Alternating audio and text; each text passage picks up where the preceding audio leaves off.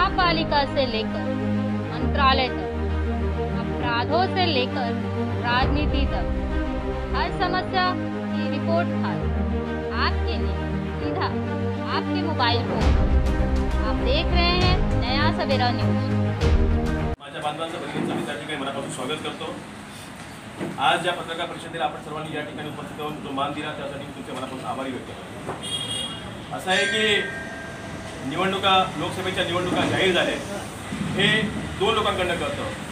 एक इलेक्शन कमिशनकडनं, ज्यावेळेला election commission त्या ठिकाणी येऊन एक पत्रकार परिषद घेतं आणि या राज्यामध्ये देशामध्ये निवडणुका जाहीर होणं सांगतं, आणि दुसरीकडे मात्र विरोधी पक्षातले, भारतीय जनता पक्षातले काही नेते असतील, त्याच्या युती सरकारमधले काही नेते असतील, यांच्याकडनं कळतं जेव्हा जातीमध्ये, धर्माधर्मामध्ये दंगली भडकतील, दंगली होतील, अशा प्रकारची वक्तव्य केली जातात। आता असं आहे की आता 2 दिवसापूर्वी या ठिकाणी देशाचे नेते आदरणीय राहुलजी गांधी येऊन गेले। त्यांनी या ठिकाणी भारत जोडो न्याययात्रा घेतली होती। त्या न्याययात्रेच्या माध्यमातून भिवंडी असेल, कळवा मुंब्रा असेल, कौसा असेल, ठाण्यामध्ये त्यांनी काही सभा घेतली, रॅली घेतली, आणि या रॅलीमध्ये कशा प्रकारे सन्माननीय नेते जितेंद्र आव्हाड साहेब हे त्या ठिकाणी जातीवादी आहेत किंवा जातीमध्ये तेढ निर्माण करण्याचं ते काम करतात, अशा प्रकारची भावना लोकांच्या मध्ये बिंबवण्यासाठी एका प्रवक्त्याला पुढे पाठवलं गेलं। पण ते होत असताना मात्र जाणीवपूर्वक आनंद परांजपे यांना तो पुढाकार घ्यायला लावला। मुळात म्हणजे आनंद परांजपे हे किती जातीवादी आहेत हे या पक्षामध्ये गेल्या 18 वर्षापासून काम करणारा माझ्यासाठी एक सामान्य कार्यकर्ता हे स्पष्टपणे सांगू शकतो। पण असं आहे की आम्हाला जातीमध्ये तेढ निर्माण करणं, दंगली निर्माण करणं, भांडणं करणं हे आमचं काम नाही आहे। आणि या आनंद परांजपे सोबत ज्या वेळेला आम्ही इथे काम केलं त्यावेळेला परांजपे साहेबांनी कधी आमच्यासोबत स्वतः चहा घेण्याचं धाडस नाही केलं। आपण साधं कधी जेवणाचा जर त्या ठिकाणी एकत्रित जेवणाचा भाग आला तर कधी आमच्या ताटातनं एखादी पुरी किंवा एखादं त्या ठिकाणी भाताचा घास देखील त्यांनी घेतला नाही। आम्हाला याच्यामध्ये पडायचं नाही की मी ओबीसी आहे, एससी आहे, एसटी आहे, आदिवासी आहे, याच्यामध्ये पडायचं नाही। कारण आम्ही सेक्युलर म्हणजे धर्मनिरपेक्ष, म्हणजे सर्व जाती धर्माचे लोक समान आहेत, अशा प्रकारची एक वागणूक असणारे, अशा विचाराची लोक आहोत, फुले शाहू आंबेडकरांच्या विचाराची लोक आहोत। आम्ही त्या गोष्टी मानत नाही।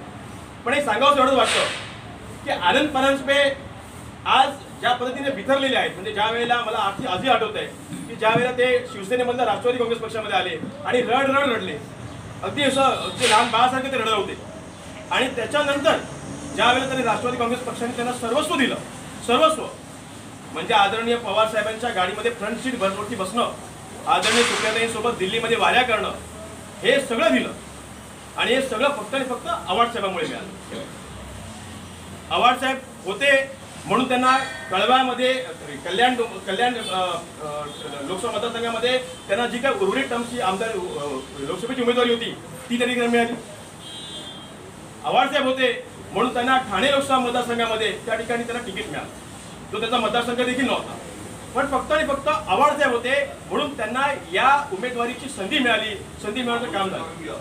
पण आज मुळात ज्या ठिकाणी आज आनंद परांजपे ज्या पक्षामध्ये आहेत, ज्या युतीमध्ये आहेत, ज्या त्यांच्या त्या ठिकाणी आघाडीमध्ये आहेत, आज त्यांना त्यांच्या युतीमध्ये भारतीय जनता पार्टी असेल किंवा एकनाथ शिंदे साहेबांचा गट असेल, त्या राष्ट्रवादी काँग्रेस पक्षाला काडी मात्राची इज्जत नाही, काडी मात्राची इज्जत नाही।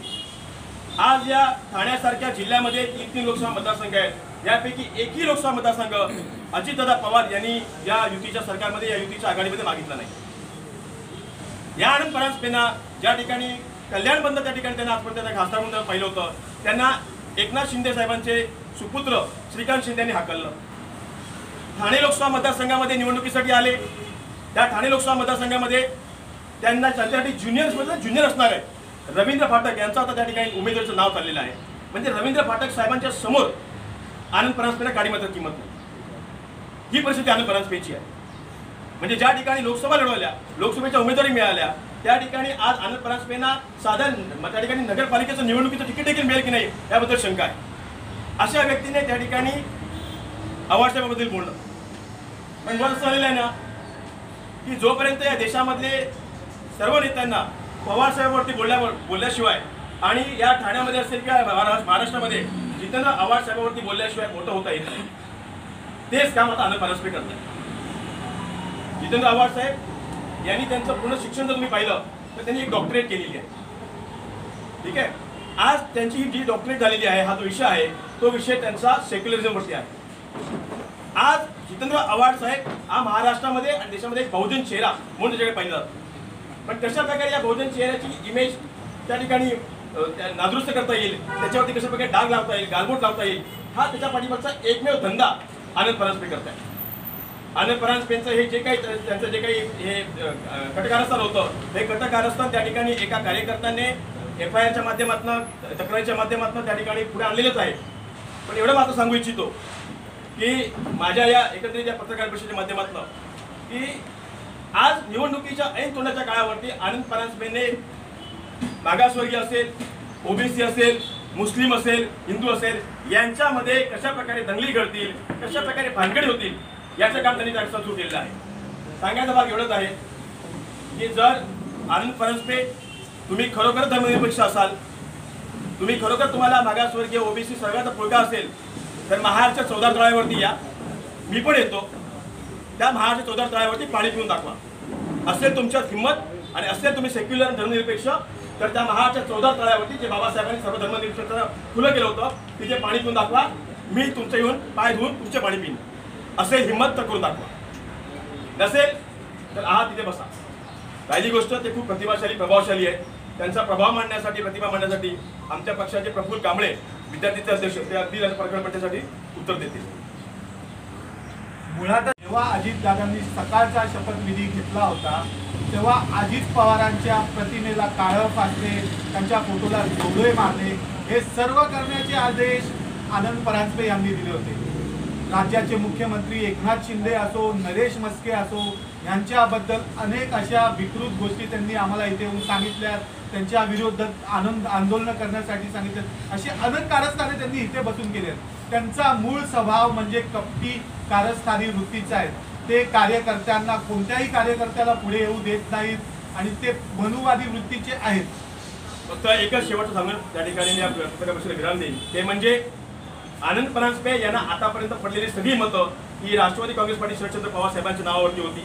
जितेंद्र आव्हाड साहेबांमध्ये त्यांना कळवा आणि मुंब्र्यामध्ये ही मतं मिळाली होती.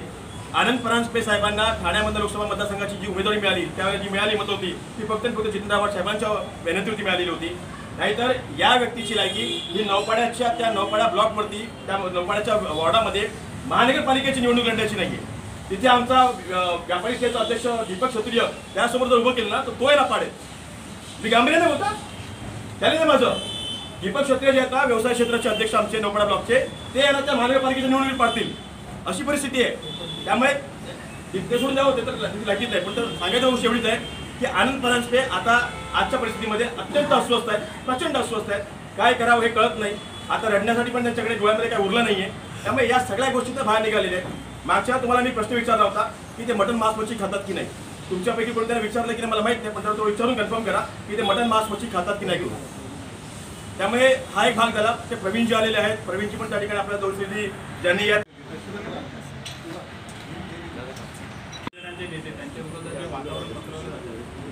विरोधकांना माहिती आहे की त्यांचं काम एवढं उंच आहे, काम एवढं आहे की त्यांची उंची गाठता येणार नाही, कामाची उंची. म्हणून त्यांना कुठेतरी योद्ध्याला जर पराजित करता येत नाही तर बदनाम करण्याचं जे काम चालू आहे. आव्हाड साहेब हे बाबासाहेबांचं नाव नेहमी त्यांच्या ओटात असतं आणि बाबासाहेब आंबेडकरांच्या विचारांवर ते नेहमी चालत असतात. तर कुठेतरी आपण पाहिलं असेल की मुंब्र्यातून पण देखील ती जो राहुल गांधींची रॅली होती, त्या रॅलीमध्ये जो शाल होती ती हीच शाल होती. याच्यावर कुठल्याही प्रकारचं अशोक चक्र किंवा जय भीम वगैरे काही लिहिलेले नाही आहेत. आणि आव्हाड साहेबांच्या समोर मी तिथे होतो, प्रत्यक्ष माझ्यासमोर ते प्रकरण घडलेलं होतं. की राहुल गांधीजींना बाबासाहेब आंबेडकरांची प्रतिमा भेट म्हणून दिली. त्यानंतर जे राहुल गांधींचे जे कमांडो होते ते कार्यकर्त्यांना जवळ जाऊ देत नव्हते, ते कार्यकर्त्यांना मागे ढकलत होते. तर आमचा एक कार्यकर्ता राजेश इंगोले तो आव्हाड साहेबांना शाल देण्यासाठी पुढे आला, तर त्या बॉडीगार्डने त्याला ढकललं. तर आव्हाड साहेबांनी असा शालीचा झटका देऊन, आव्हाड साहेबांच्या हातात ती शाल गेली आणि शालीचा झटका देऊन त्या बॉडीगार्डला ओरडलं आव्हाड साहेबांनी की तू माझ्या लोकांना का लांब करतोय, माझ्या लोकांना पुढे येऊ दे. तेव्हा राहुल गांधी स्वतः आव्हाड साहेबांना म्हटले की तुम्ही रागू नका, ते माझ्या ह्याच्यातले कमांडो वगैरे आहेत.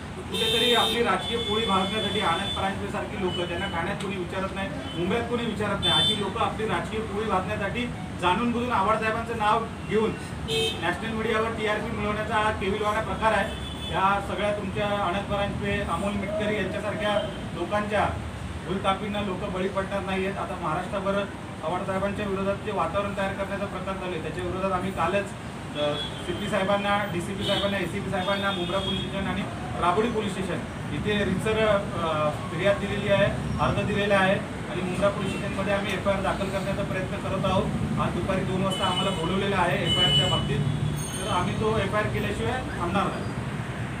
मी म्हणत नाही, हे म्हणत नाही, गुगल म्हणतंय. त्यामुळे परांजपेने सोडून द्यावं. तो हरलेला, थकलेला आणि संपलेला परांजपे, हरलेला, थकलेला आणि संपलेला. खरं तर हे आहे 2016ला आव्हाड साहेबांनी जर त्यांना सपोर्ट केला नसता तर परांजपे एखाद्या कंपनीत कारकून म्हणूनच कामाला असते. गेले 10 वर्ष आव्हाड साहेबांनी त्यांना लहान भावासारखं जपलं. आज ते त्यांच्यावरच उलटले.